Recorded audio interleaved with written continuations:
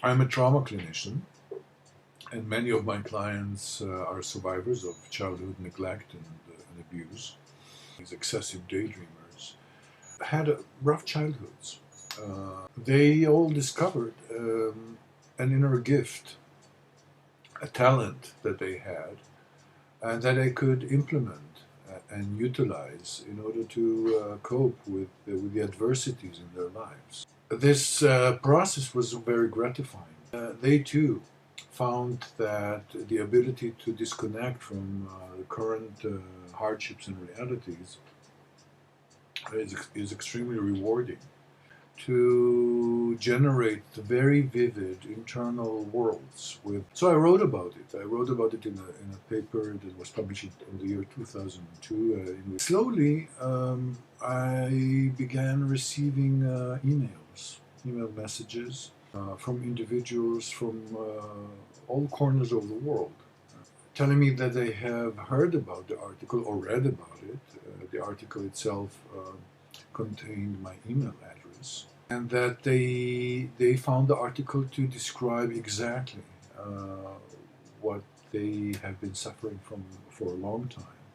From this article, I learned that actually most daydreamers are not survivors of childhood adversities, and that many um, have discovered this capacity as children, and found it very gratifying, and developed a sort of an addiction to this fantastic talent to create inner worlds that seem vivid, and to immerse themselves in it. And many of them found this much more satisfying than the boring life in their external realities. Slowly, that trickle of emails that I've been receiving developed into a river of emails and communications by individuals asking for more information.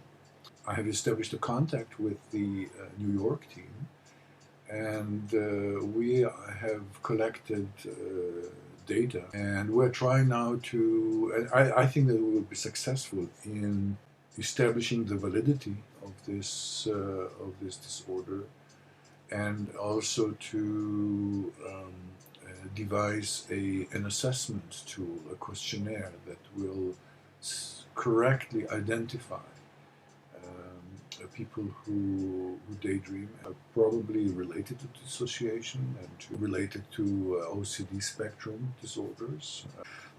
There's clearly an addictive element to it because complain that this ability or talent, as I call it, is distressful because they can't control it very well, and that it interferes with their social life, sometimes with their concentration, with their ability to do well in school, and sometimes it even interferes with their work efficiently.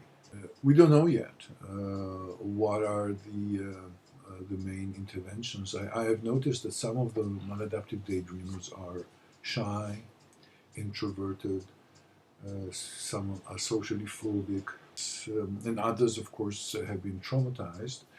So I wonder if psychological interventions that are derived from the bodies of knowledge, such as trauma work or addiction therapy, um, behavioral control of obsessions and compulsions, unique intervention from these bodies of knowledge, or combination of them, could be helpful. I'm sure many of the individuals watching this video who have maladaptive daydreaming know a lot about the experience of being misunderstood, misdiagnosed, and many of them have encountered skepticism. I know there's a lot of embarrassment, shame about it, among others. And as a scientist and a practitioner, I'm also encountering similar reactions from my colleagues. The only good way to counteract skepticism is to bring good data, and that's what we're trying to do. We will continue to collect good scientific data, analyze them, present them, in the hope that it will inspire others to do likewise and to expand the research on this. I'm convinced that there is help, that many who suffer from maladaptive daydreaming could be helped. So there's a lot of work ahead of us, but no need to despair. I'm sure this disorder will be put on the map. Ideas about ways to help people with this disorder will emerge and will be validated. Thank you.